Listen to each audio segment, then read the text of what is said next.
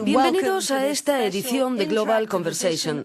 Tenemos en nuestro estudio a una de las mujeres más poderosas e influyentes de Europa, responsable de algunos de los expedientes más importantes del continente, a los que no tiene ningún miedo a enfrentarse. Viviane Reding es vicepresidenta de la Comisión Europea y comisaria de Justicia, Derechos Fundamentales y Ciudadanía. Nuestra entrevista ha generado mucha actividad en las redes sociales. Mark Davis, nuestro editor digital, tiene mucho que contar al respecto. Mark, cuéntanos, ¿qué ha pasado? Gracias, Isabel. Durante las últimas 2 semanas, más o menos, varias personas nos han enviado sus preguntas a través de las redes sociales para que podamos trasladar esas preguntas directamente a la vicepresidenta Reding esta noche. Y todavía los que lo deseen pueden enviar más preguntas. El hashtag para hacerlo, recordemos, es AskReding.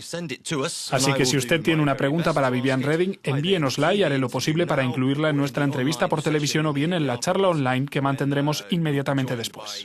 Citizens who will be putting their questions straight to the Commission Vice President. Mark, thank you. Gracias, Mark. Vicepresidenta, muchas gracias por acompañarnos. It's my pleasure to be here. Usted ha sido noticia de portada recientemente por varias razones, entre ellas su reacción al escándalo de espionaje. Usted ya ha dado públicamente las gracias a Edward Snowden. ¿Cree que esto será bueno para las relaciones entre la Unión Europea y Estados Unidos? ¿Se arrepiente de lo que dijo? Lo que siento es que los estadounidenses nos hayan espiado. Sí, eso lo siento de veras. Vayamos aún más lejos. ¿Lamenta que ningún país le haya ofrecido asilo político?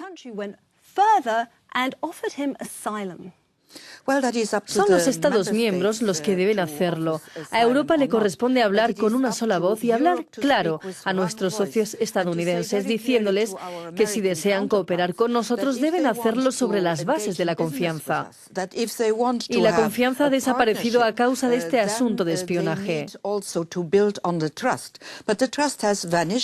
No creo que a nuestras empresas les guste que las espíen. Tampoco creo que nuestros ciudadanos aprecien el hecho de sentirse espiados en su día a día.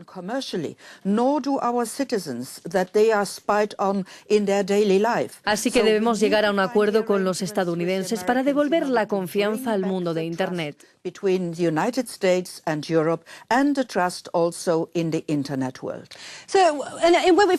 Siguiendo con este tema de la confianza, usted ha dicho que este escándalo de espionaje podría afectar al Tratado de Libre Comercio que negocian Estados Unidos y la Unión Europea. Aquí se mezclan dos asuntos. ¿No cree que sería peligroso jugar con esto cuando comenzamos a dejar la crisis económica atrás?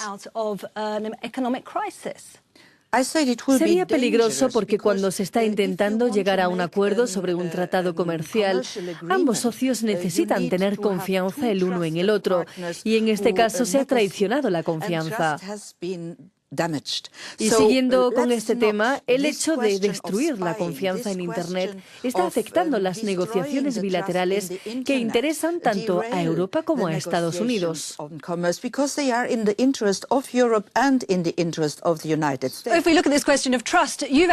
propósito de la confianza, usted ha dicho que Europa necesita una agencia de inteligencia para jugar en el mismo tablero que Estados Unidos, pero también ha dicho que los amigos no deben espiarse. ¿No cree que hay una contradicción? Yo creo que Europa debe hablar con una sola voz. Si cada uno dice lo que quiere, perderemos la credibilidad en la escena internacional.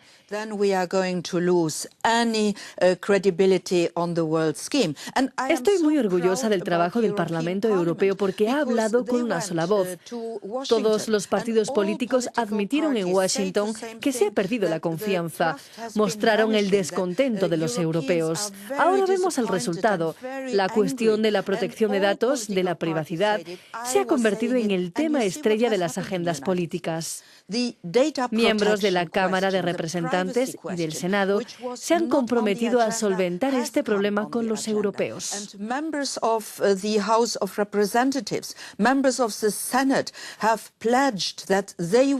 come towards the Europeans in order to help to solve the problems.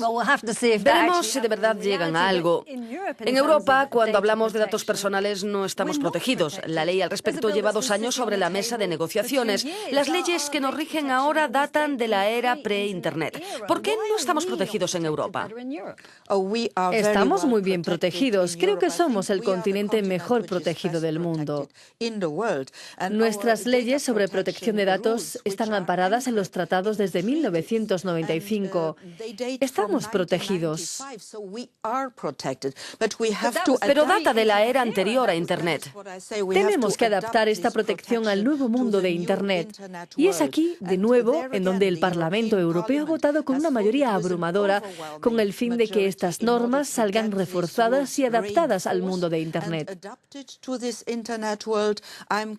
Estoy trabajando ahora con la presidencia griega, que la próxima semana tendrá una sesión especial en Atenas sobre el refuerzo de las normas de protección de datos junto con los ministros de los 28 Estados miembros. Creo que Mark tiene algo en ese sentido, ¿no es así? Parece un buen momento para hacer esta pregunta porque acabamos de recibir un tuit de Stephanie Ho, quien pregunta a la señora Reding, ¿puede confirmar si la propuesta de ley de protección de datos será votada antes de las elecciones de mayo de 2014?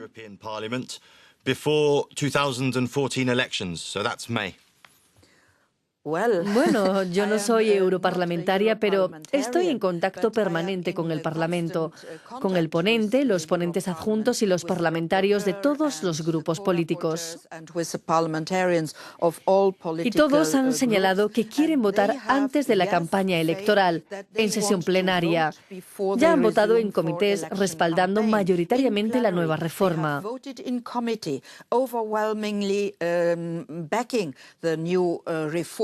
Lo he oído en el Parlamento, así que votarán antes de abril de este año.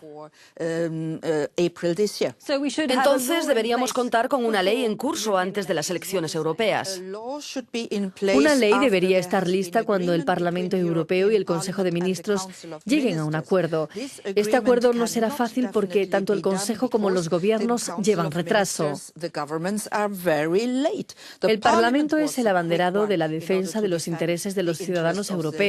Los gobiernos, sin embargo, son más lentos.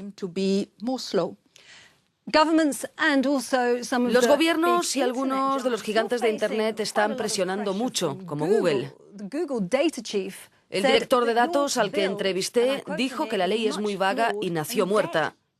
¿Qué le responde? Que no entiendo por qué lo dice. Pero sí sé lo que están haciendo algunas empresas del sector. Están robando los datos de los ciudadanos sin preguntarles si quieren que esos datos sean revelados. Esto va en contra de las reglas europeas. Lo que están haciendo en estos momentos es ilegal en Europa y espero que acabemos con todo esto rápido. Pasamos a otro tema por el que también está recibiendo muchas presiones, las elecciones europeas. Usted ha recorrido Europa para dialogar directamente con los ciudadanos. Parece que la gente se siente cada vez más despegada de todo lo que concierne a Europa. ¿Por qué cree usted que los ciudadanos han dejado de creer? No creo que los europeos hayan dejado de creer, porque nuestras encuestas dicen que la mayoría de los ciudadanos se siente europeo. El problema es que no saben lo que significa ser europeo. Pero, perdone, si hablamos de encuestas, el Eurobarómetro señaló hace unos meses que el 60% de los ciudadanos no creen en el proyecto europeo. El Instituto Gallup mostró que solo 4 países aprueban a los líderes europeos.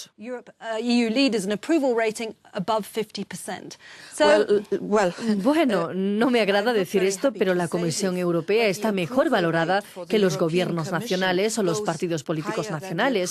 Así que no nos encercemos en estas cuestiones. 2/3 partes de los ciudadanos se sienten europeos. Solo 1/3 sabe lo que eso significa.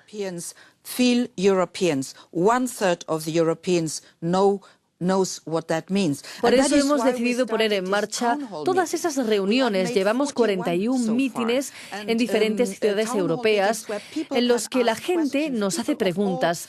Gentes de todos los ámbitos que me decían, por fin alguien responde a nuestras preguntas.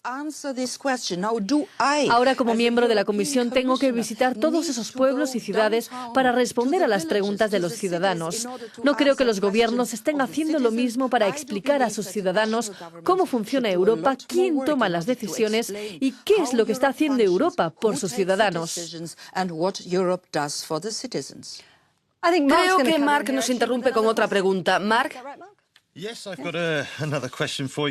Sí, tengo otra pregunta que nos llega de Twitter de alguien cuyo seudónimo es V23IED. ¿Qué opina usted sobre el discurso de Osborne sobre la reforma de la UE?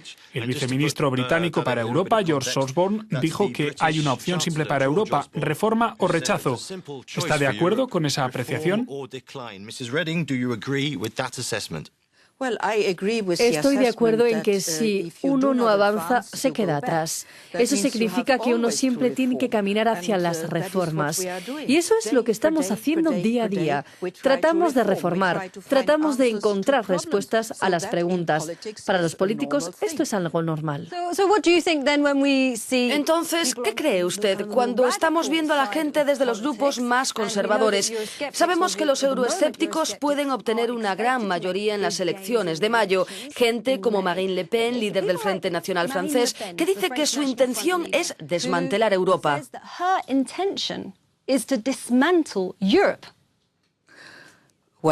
Bien, es interesante escucharles, pero también he oído a una gran mayoría de líderes de la Unión Europea decir que tienen la intención de reformar Europa para que Europa sea más fuerte, para que Europa sea capaz de hablar con una sola voz.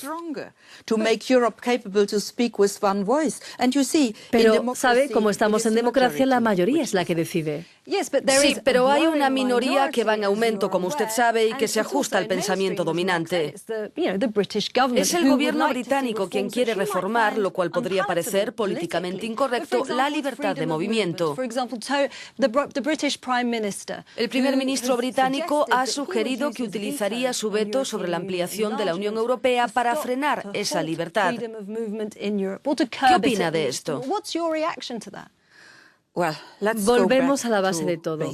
La libertad de circulación es una de las libertades más apreciadas en Europa. No para todo el mundo en este momento. En la Unión Europea ayer mismo se produjo un gran debate sobre la libertad de movimiento en el Parlamento Europeo. Había una alianza de todos los partidos, una gran mayoría dijo, vamos a por ello, protejamos la libertad de circulación. Y eso es también lo que dicen los ciudadanos.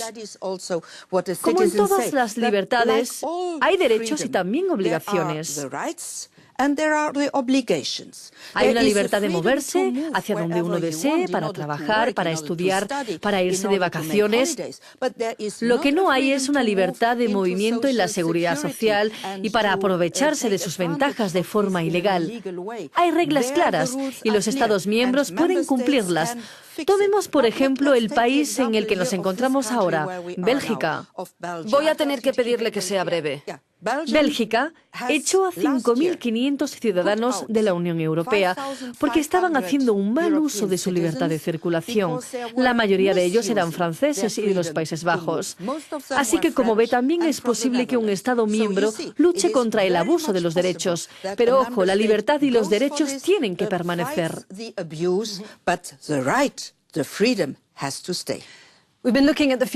Hablemos ahora de su futuro. Se habla de usted como posible candidata a la presidencia de la Comisión Europea. Sea breve, si se lo proponen, ¿asumirá ese reto? Siempre hay que aceptar el reto cuando llega el momento. He participado en las elecciones de la Unión Europea en 5 ocasiones. Creo firmemente que para convertirse en un miembro del gobierno hay que ir a las elecciones para obtener el apoyo popular.